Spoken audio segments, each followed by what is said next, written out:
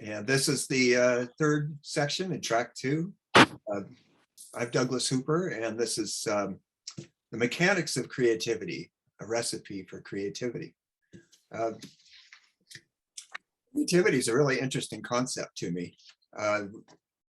We have perceptions of creativity, and I think a lot of people often think it's just the bolt of lightning, the magical, mystical, instantaneous experience. But I found it also, if you just take a little time, you can just try different things, experiment, and end up with a really creative piece. So that's kind of the framework for this talk. There's a zillion options out there when it comes into post-production, but the concept I'm starting with here is you've already made the image. It's an okay image, but not a prize winner. So we're going to look at stuff you can do after the image has been created. Scanning over my notes here.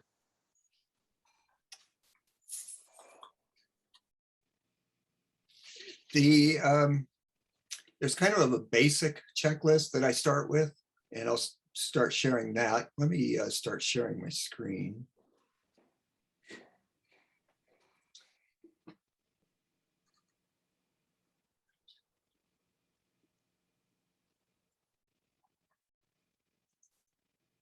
There we go. Does that look good to everybody?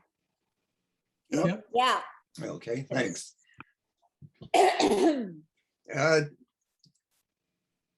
So there's kind of a basic set of things you can do. First of all, I guess I'll explain this image. I decided, as this talk came into place for me as I was creating it, I ended up working with just 2 images and applying all these different effects to just the 2 images. And I think that'll be helpful to you to see, compare and contrast how they work on these 2 images. So this is basic one, number 1. This is a guest house, a little hotel in Singen, Germany. It's the very southern edge of Germany. And I was staying in a bigger hotel right next door. The bottom left corner is the tar and gravel roof of one of the lower sections of my hotel. And this is flying into Zurich, Switzerland, I think on the same trip. I flew there, and then Zurich is closer to get up to the southern end of Germany. And this is a picture I just snapped out the airplane window. It's high ISO, grainy, handheld, not very high quality picture. I like the lighting and the arrangement of the plane tails. So those are the 2 I picked. So in my humble opinion, as you get into this, a lot of people are tempted to go into Photoshop and try a filter and then present that as a final piece. I have the feeling that one filter is kind of cliche and a little too obvious. But once you start building on that and use 2 or more filters or techniques, you start to get something that's pretty artistic. So this is where I start. And I kind of need to already qualify my comments. Changing a photo to black and white or sepia tone can be the final product. That's obviously a whole genre of photography that's very meaningful and successful. And but for the framework I'm working with here, let's just call black and white and sepia tone 2 of the many techniques you can use. There's things like raising the contrast a lot, see what the picture looks like. It's really fun to do a color shift with the hue adjustment. It's fun to do a color shift with the channel mixer. Vignetting, and most of the time when we vignette, we make a dark vignette around that brings the viewer's attention more towards the center of the picture. Trying a light vignette is also fun. It can be really interesting. Rotating the image for a creative effect. Stretching, you can stretch it by doing the scale command and holding shift, and then when you drag one of the boxes, you stretch out the image and change the proportions. And the distort function is also really fun to use. This is where the basics start. This is in Photoshop, and under image and under adjustments, this is where you get to a lot of the things I just mentioned. Some of them are in other categories, but this is a good place to start, play around and experiment.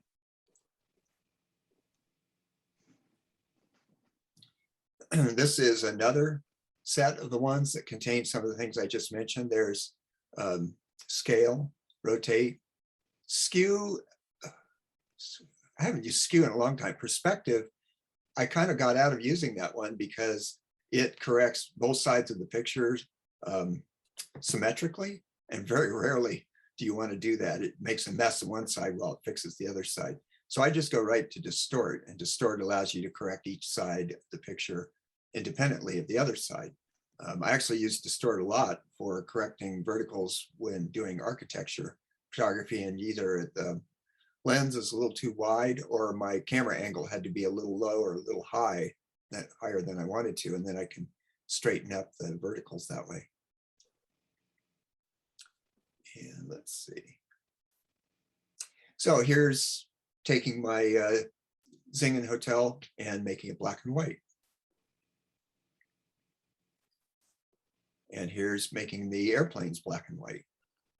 And when I show each of these, just keep in mind the mood, the feeling, see how it changes for you as an image. And here it is in sepia. And this is kind of ridiculous. The airplane picture I picked because it's more modern and technical. And to make sepia usually has an old-fashioned connotation to it. And so this, I wouldn't normally apply sepia to an image like this, but it's always worth experimenting. This is the hotel in sepia.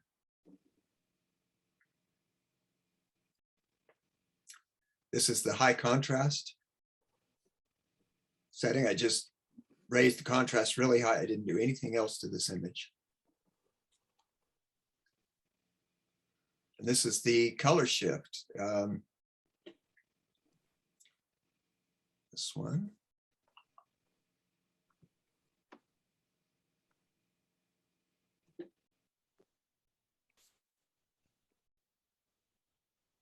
What's my Photoshop doing?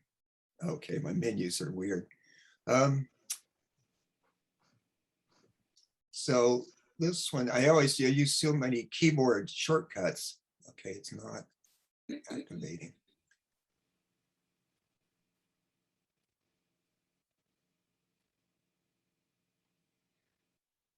Okay.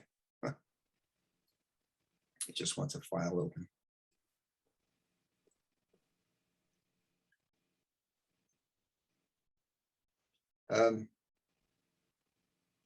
So under the menu bar in Photoshop, image, adjustment, and hue saturation is a fun one. The hue bar, you can just slide it around. This is actually going all the way around the color wheel, but they present it as a linear function. So plus 180 and minus 180 are the same thing. And you can work your way back to natural. So that's where that one is, and that's what that looks like. I was showing you color shift when using the hue wheel when that all crashed. And here is that same hue command with the hotel picture with the color shifted. And this is the channel mixer shift. It's a fun one to play with the sliders. This one is vignetted darkly on the outside, and here's without the vignette. And again, here's with, and here's without as a sample. And then the next one is a light vignette around the side. And this is an image I did earlier when creating this talk. I just couldn't resist playing around. So I also desaturated the color in the visible part of the image down about 50%. So that's the look you're seeing here, is desaturated and a light vignette. Rotating, just rotated the image here. And this is a stretch. And what's so interesting about stretching is if you hadn't seen the other picture, I don't think you would think this one looks abnormal. I did a picture of Half Dome, I don't know, 20 years ago, and stretched it way out and showed it to people. And they were like, oh, yeah, it looks like a cool picture. And they didn't notice it looked different. So there's the normal one. And there's the stretched one. Yeah. Gives it a different look. It almost looks more normal as stretched. I agree. I agree.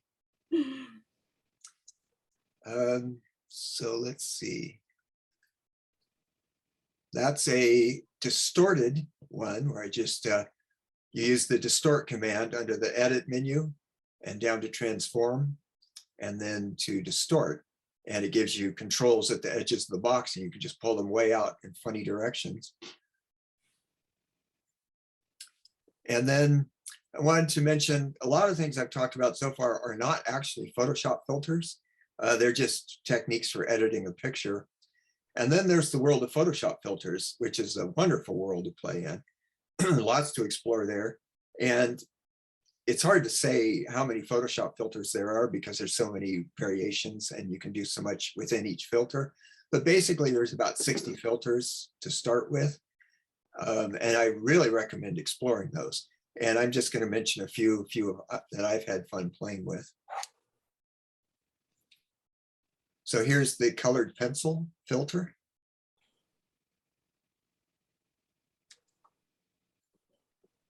And this is the sky replacement filter.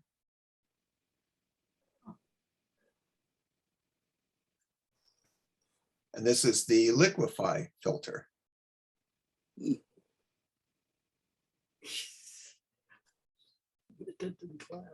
And this is adding text to a picture.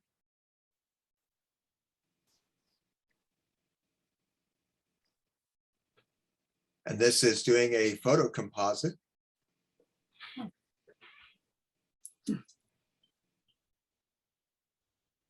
And for this one, the background image, I didn't do anything to that except reverse it because then I thought it would compose better. Excuse me, with the airplane tails. And I could have reversed them, but there's more things in that picture that would look odd backwards than in the hotel picture. So I reversed the hotel picture. And I did need to cut the sky out of the airplane picture to make this happen. And then there's double exposures. I know this is a new image, but neither the hotel or the airplane picture will look good double exposed on top of each other. So I introduced this image to be one of the two to make a double exposure. And here's the result. Happy with the way this one came out.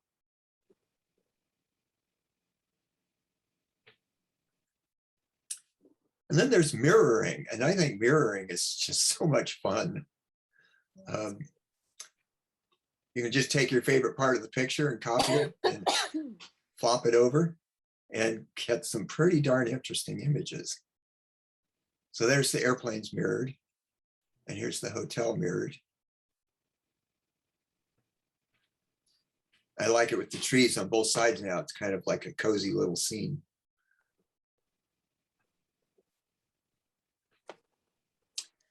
Another technique I like to do that's now we're getting into two techniques, one on top of the other, is to invert the image. On a Mac, it's Command I guess on a PC, it'd be Control I in Photoshop, and it just simply makes the image into a negative.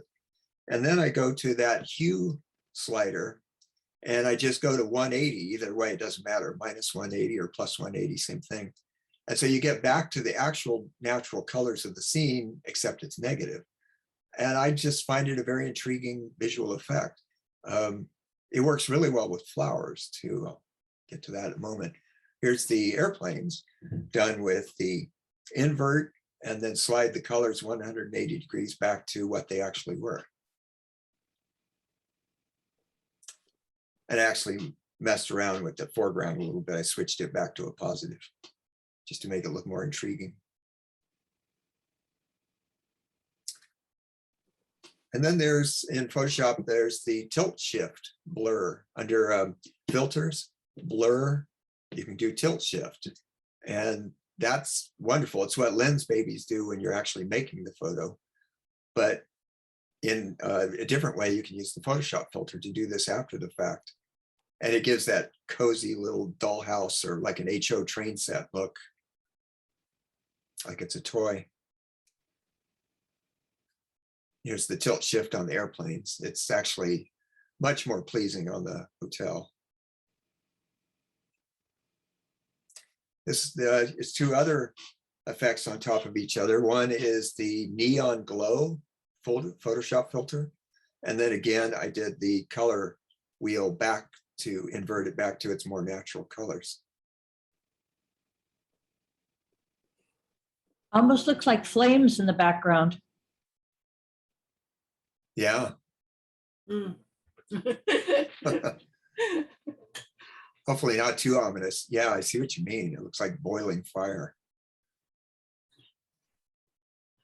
This is an iris, just a little iris that was growing in the front yard. And again, just the 2 steps. I just inverted it to a negative and then dialed the colors back to its actual colors. And I was very pleased with the way this picture came out.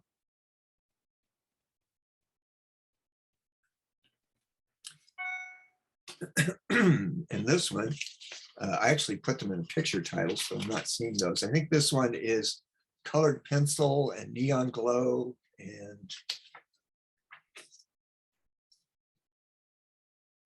I increased the saturation.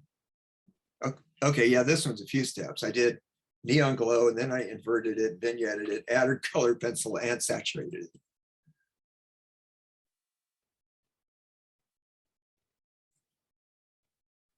And now back to mirroring. I decided to go back and work with this one, mirror it this way, and then rotate it at 90 degrees sideways to create an interesting symmetrical getting towards abstract. And then I kept working with it and kept playing with it and made it into this.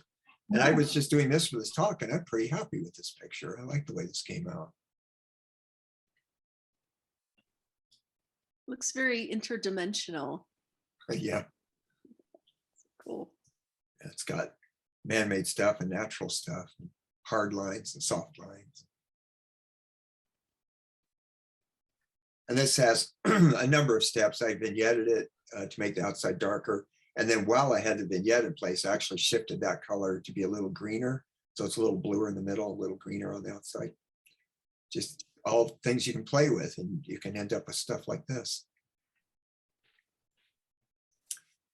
So this is where I was going to get audience participation and just say, let's pick one of these and mirror it and see. Well, this one would be the flowers would lend themselves to the invert and then color wheel 180 degrees. But I'm kind of curious to see if my computer will even do any of these at this point.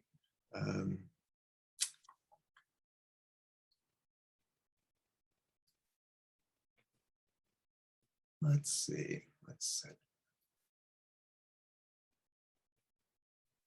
So the few I just showed you, who wants to suggest one to mirror? Let me bring up those few choices right here. Would you like to mirror this one or this one? The people in the tunnel. Okay. I Yeah. agree.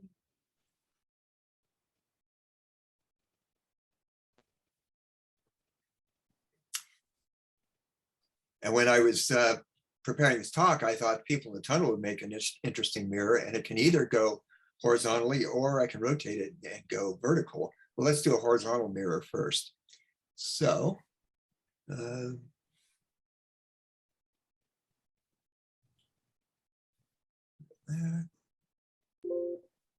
think of the spookiness of meeting yourself in a dark tunnel. nice. Okay, so I select all, and then I do a copy. Let's see, I keep using keyboard strokes. I'm not showing you guys very well if I do that. I don't even remember where these are under here. Well, if you can give me this, I'm just going to do a copy on my keyboard. And then I'm going to do canvas size. Let's see. Again, I always use keyboard for this. There's canvas size. And I'm going to anchor the picture this way. And I'm going to, I usually double my width, so about 5,600 pixels should be good enough. And now I've got the copied image on my clipboard. And again, paste is over here somewhere.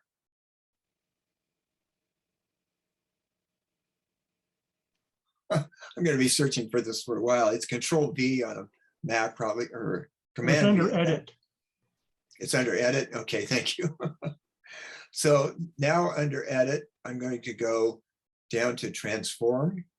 And I'm going to go to flip horizontal. And just so you know, under image, you can also find flip horizontal or vertical, flip vertical. But in those cases, it flips the entire canvas. If you go under the edit menu, it flips just the layer you're working on. So flip horizontal. And now I'll go to the move tool and drag this over. And I just realized I missed a step. Worried about my computer. Okay. I didn't want to select the entire canvas here.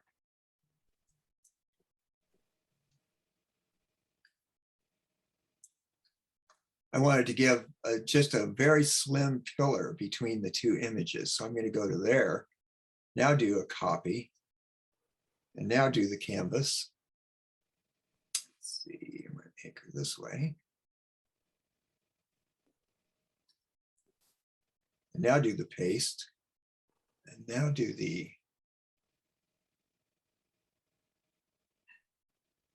flip horizontal.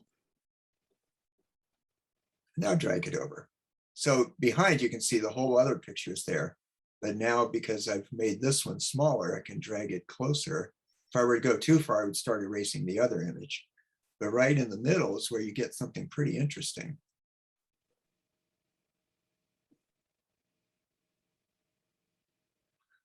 And then over here, you see I have 2 layers. And I usually am just having fun and working quickly. So I combine those layers right away. I think people who are really into the perfection of Photoshop would say, no, you should save this as one of your steps, but I'm just having fun. So, and I've never actually regretted combining these layers down. So bring this in here and then crop it down, and there's our mirrored picture.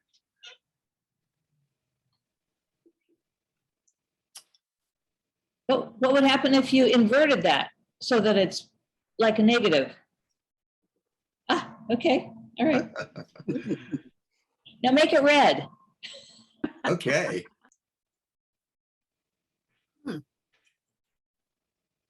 See, the flesh tones of the people even came back a little bit. They almost look towards natural. Interesting. So let's see.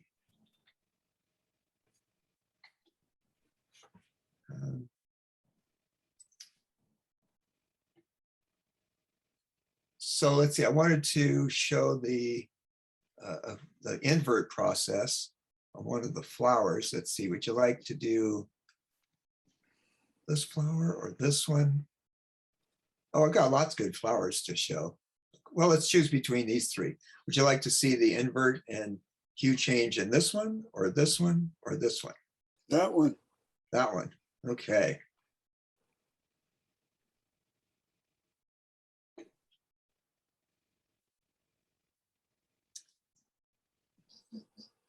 So Command I, let's see, is that? Yeah, the command is under Image, Adjustments, and Invert. So there's that. And then if I use my good boy and use the menu so you can see what I'm doing, hue saturation, and slide that over.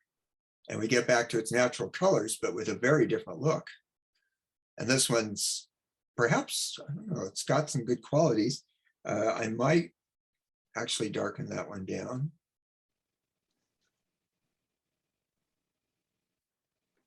To about there.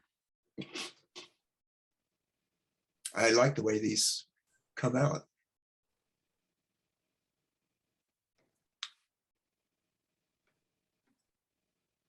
Can you go back to the original? So, Yes, I could have, okay. but you can see how fast it is.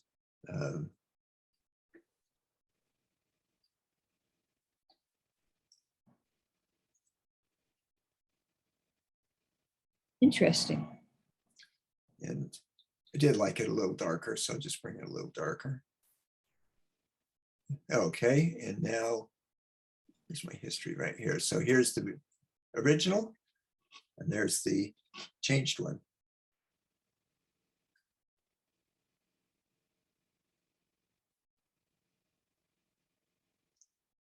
Well, can you lighten the original? Yeah,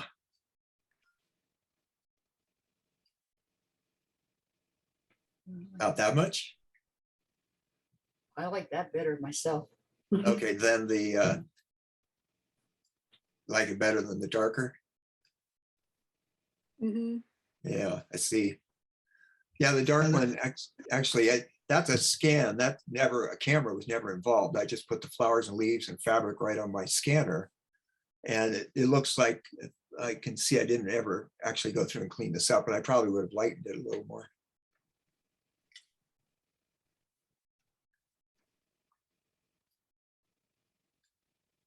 So I must admit, I was really curious to see what this one will look like, because the tops of the flowers are actually dark and the bottoms are light. So when you go negative, this one could end up looking really cool.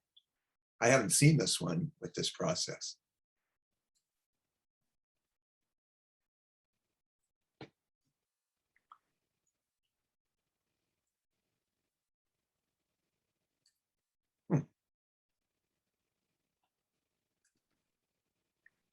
Look like glass flowers.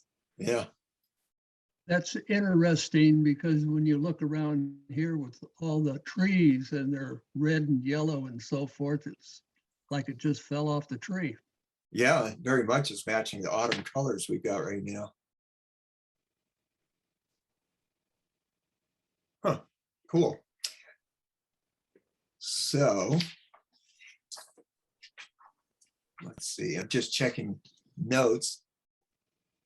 That was the majority of what I prepared. And I see we still have half an hour to go. So do one with the photo that's up on your screen now, the town scene. Uh-huh. You want to see it mirrored? Yeah.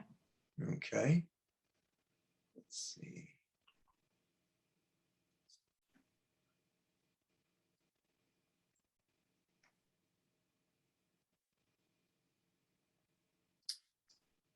Yeah, and this one I was also looking forward to doing because I think I would mirror it right in the middle of the light like that. Copy.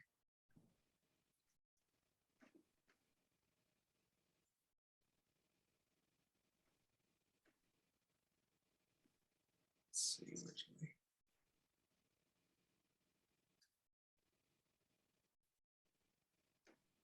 Paste.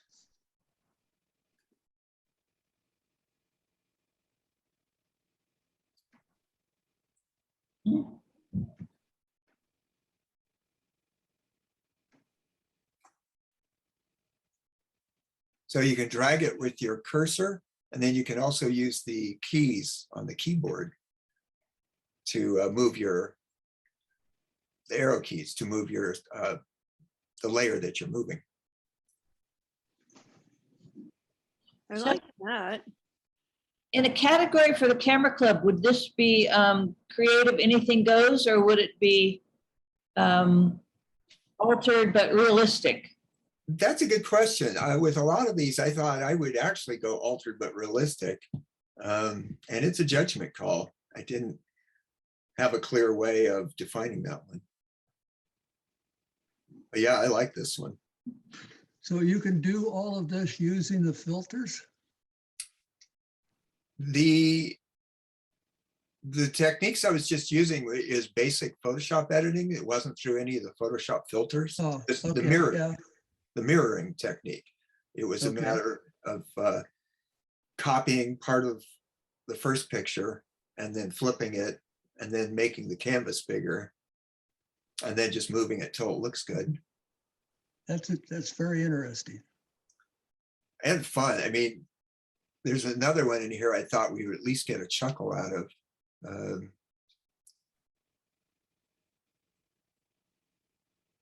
That one. Actually, I think I'll try this one. It was either this one or this one. Who wants to do the Wild Orchid Hot Rod, or you want to do the 4-wheel drive Pacer? call out one or the other. I think the Pacer looks like it's a fun little car. Okay, we'll do that one. Because see, this one, you actually have two options. Let's see, actually, let me. I'm going to duplicate this one so we have two. I want to do two different ones of this. Okay, so for this one, I want to come just ahead of the back wheel and do a copy and do the canvas size. And I want to anchor this way.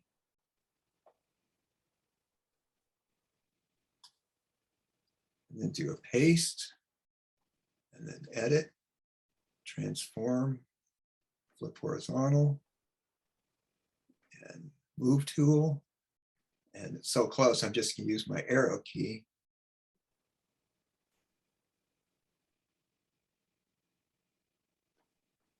Gillette.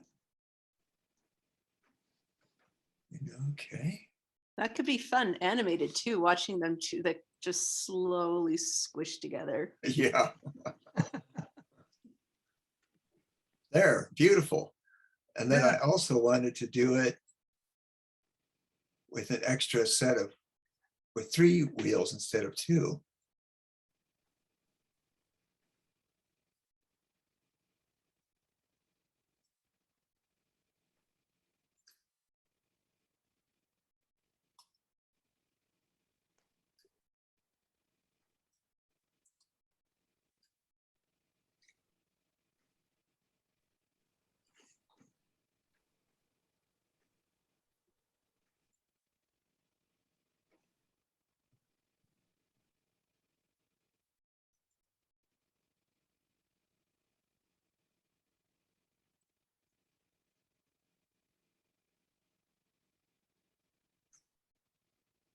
There. It's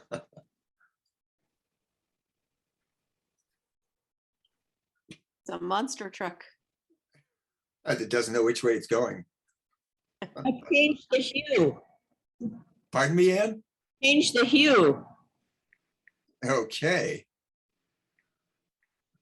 You want a subtle adjustment? Make the car No. purple? There you go, there you go. Make it red. Red would be over here somewhere. There you go. Okay. Now, now increase the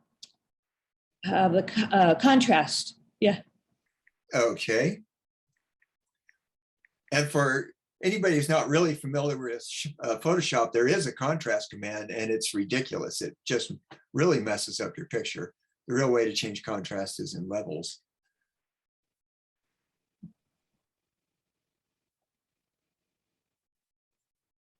Is that enough, Ann? You want more contrast? That's good. That's great.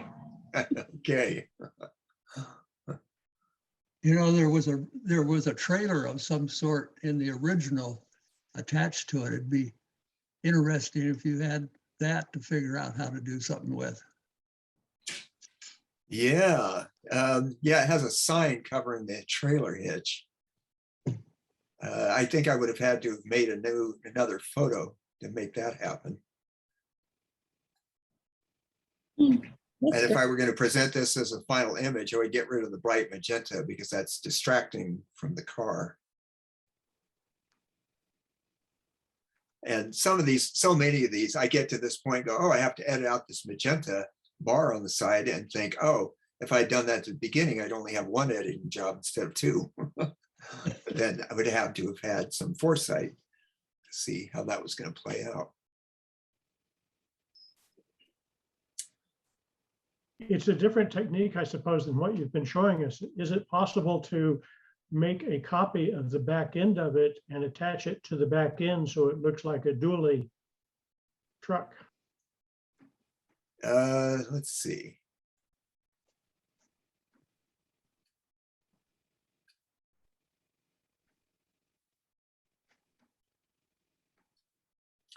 So your suggestion is to copy the back end? Yeah, copy the rear wheels and paste it on Oh, somewhere so it looks like it's a dually isn't correct, but you've got two rear axles and one front axle. right, like an 18-wheeler truck with its extra set of rear wheels. Right. Yeah. Okay, maybe just going straight from here, that'll work.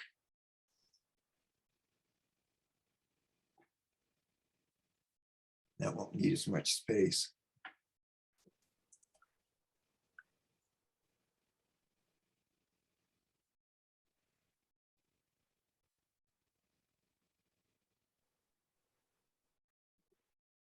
Or maybe the back end is too slanted for it. Yeah, it would just need a little more working. We need to plan something to fill that in to make it look like some strange limo or something. Have you seen those limos that have a hot tub in the back? They need extra tires to hold up the hot tub. Yes, I think a Pacer limo would be quite the contrast. Yes. So that one. Turn into that. I like that one, that color. This one? Yeah, Yeah, with the anthem, but I actually didn't match my two layers up very well. I didn't get that tire completely round. And I've already flattened it, so I'd have to redo it. But that's, you see how fast it is. I could do that pretty quickly. Yeah, that one's fun.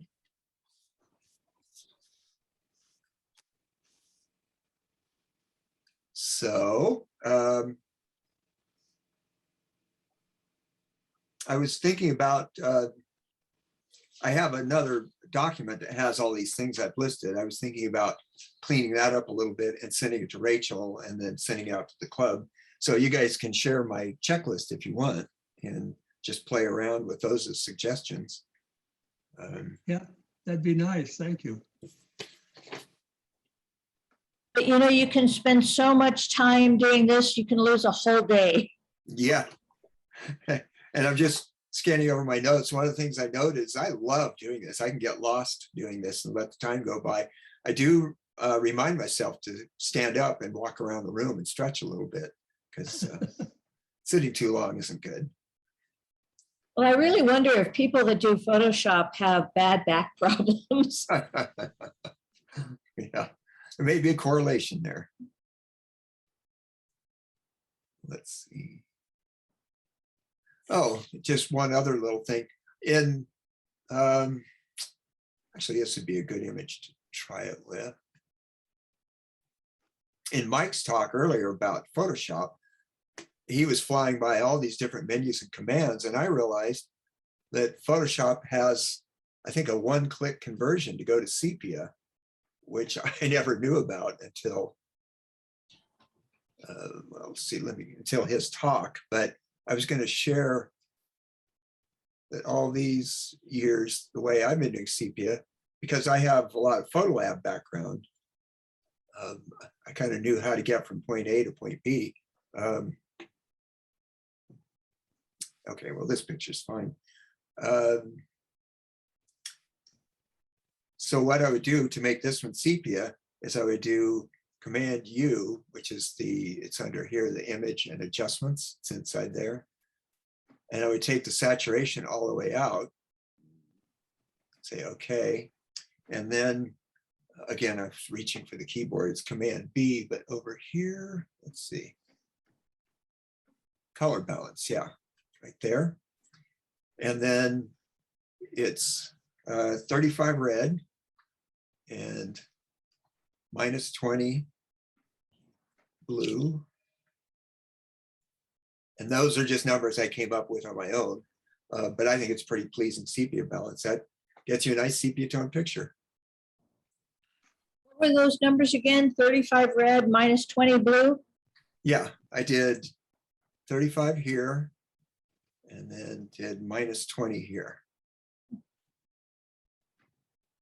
And now, oh, I guess I'm doing it again on top of the same picture. So now it's getting too red. I was wondering, that doesn't look right.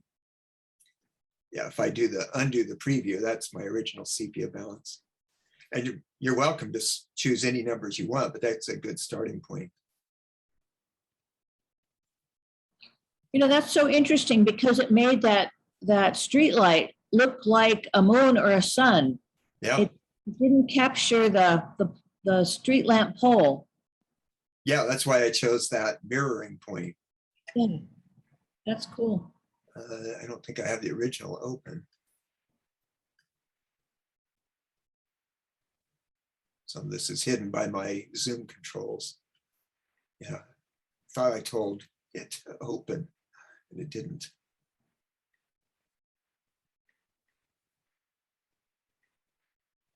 Oh, it's the same file name. Okay.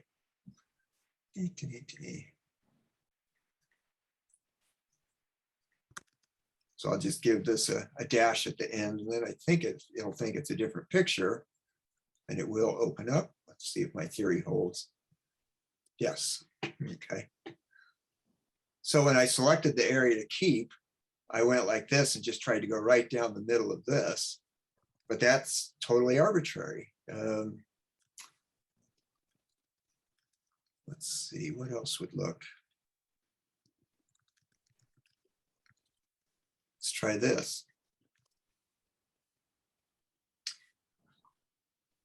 We'll anchor this way this time. Go to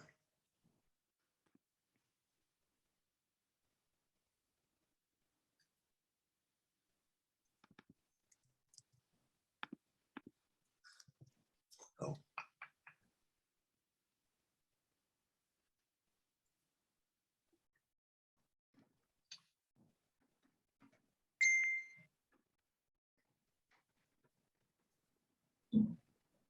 And when I'm doing this carefully, I often zoom in and look at something like the church spire, because then you can see exactly what you're doing. That's too little and that's too much.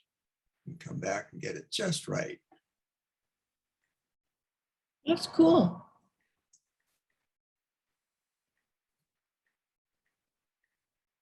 Yeah, I see a face in there. Oh yeah, this technique comes up with a lot of faces. Oh, you see the big face, the eye and the big mouth. Yeah. Oh, and I see I didn't actually crop it correctly because this one even got littler than the original. There. So that was fun. Yeah, the face comment is a very good comment. Let me show you. This relates to the one I have up in the frame shop right now. I've had a lot of fun over the years. Let's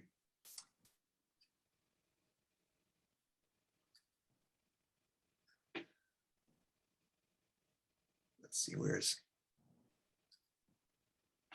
doing a lot of pictures like this where I drive down the highway at night or at dusk and just get pictures of light streaking past. So meaning what? I'm actually in my car driving mid-dusk, late dusk is ideal. You can do it at night though, when it's all dark. And I'm setting the camera so the shutter button, well, on today's cameras, you can't do it the way I did with film cameras. Let's see, I was going to get to, let me have something up on the screen so it'll look. Now this one has the title attached, but at least you can see it. And I used to do longer exposures, like 30 seconds, but I found 1 to 3 seconds is really enough to get this riot of lights. And this one is literally, I've had fun doing these 25 years ago. I did a whole bunch of these on film. And that was harder to mirror them because I actually had the Photo Lab would print me an 11 by 14 of my favorite section and then flop the negative and print me another 11 by 14. And I was trying to attach them on my piece of artwork that was actually going up in the gallery. But thank God for digital when it comes to this technique. So this is driving eastbound down Vernon Street at night. This was after dusk. And I was driving under the street lights and by the business lights and so on, and actually held my camera at 45 degrees because I'd done a lot of these and I was thinking, I need something a little more interesting. So then I took my favorite picture and brought it in, my favorite Well, I took the picture, brought it into Photoshop, took my favorite section of it and mirrored it over. And this one was quite successful. I submitted it to the KVIE art auction in 2001, and it won first place for photography. Oh, It nice. got me a Nice. $300 check.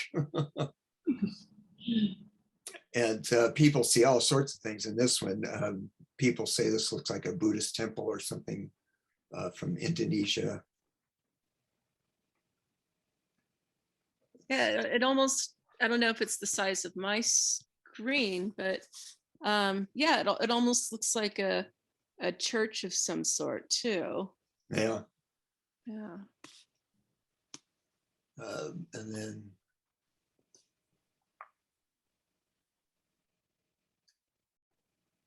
some of the ones I did, you have to do them and then see if you think it was, when it's all said and done, if it was actually a work of art or not.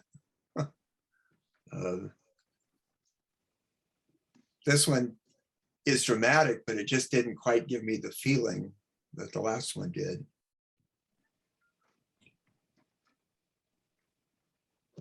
Although it does have it was titled Bird Avenue, and it does look like a bird. True. Yeah, it's got a large bird beak figure in the front. That's a good point.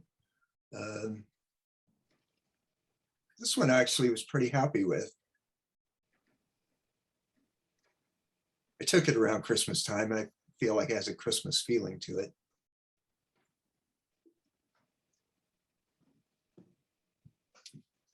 And I was trying to see if I stumbled across one that had more of a face feeling to it. This one ended up not being very excited about this one either. So the photo that you submitted for the Gold Country on Camera exhibit, you use some of these same techniques. That's right.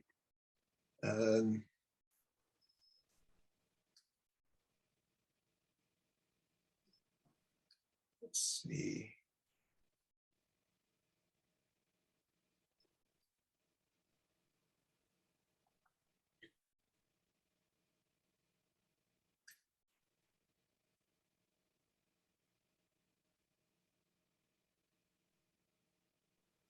Okay. Now I'm not finding way. Gotta be right here. Oh, right in the moment, I'm forgetting where I filed those photos. Darn it. There we go.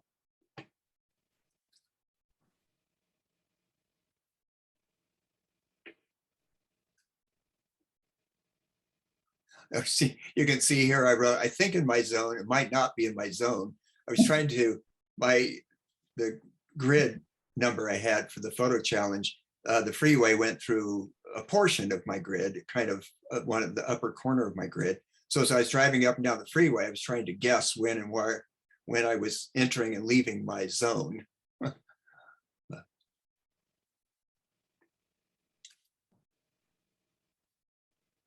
So this was the raw material.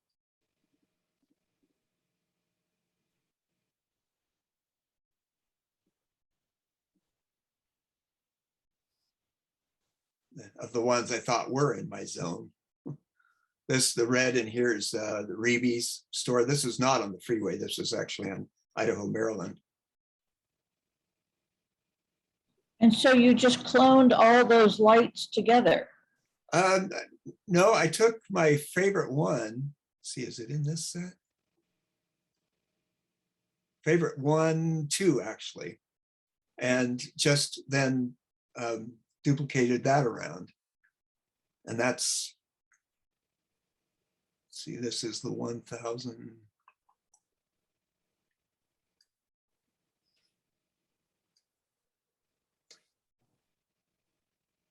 So here's the final, for anybody who hasn't seen my photo, that's what I put in the photo challenge. And you can see in the sky that is using this technique. And this is actually one of the freeway signs right here, the yellow and green with white letters. And there's a small, but you can see it's a one-way sign that I got. think it was near the roundabout.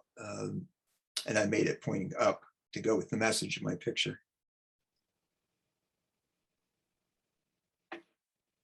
So this is more playing around.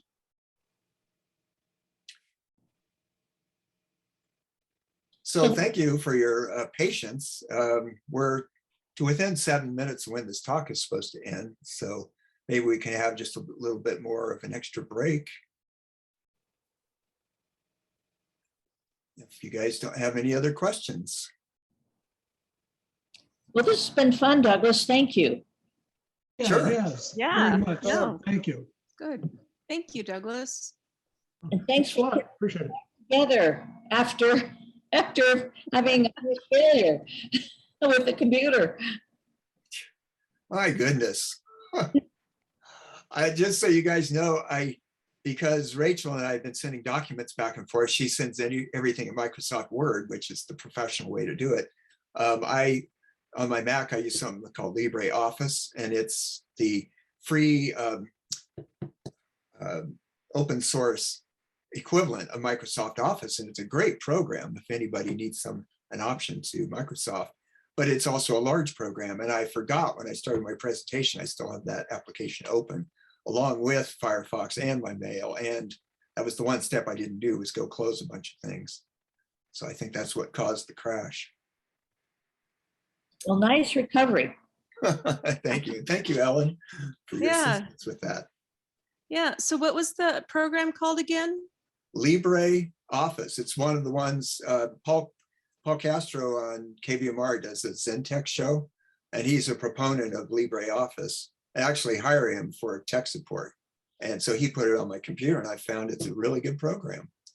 Oh, good. Yeah, because I don't have that equivalent on my Mac. And so I've just been kind of jerry-rigging everything with Google Docs. Oh yeah, So, yeah. Libre is spelled Libre. yeah. And yeah, and I found it on the Google. So I've got it, bookmarked in a tab essentially. So, Good. Yeah, well, maybe that'll help out too. yeah. Okay, so I'll get my list sent out to Rachel tonight or tomorrow and have her send that out so you guys can play with my checklist and see if that helps you become an even more impressive artist. Thanks a bunch. Yeah, Sure. thank you, Doug. You're welcome. Yes, There we yes, go. thank you. Yeah. You're very welcome.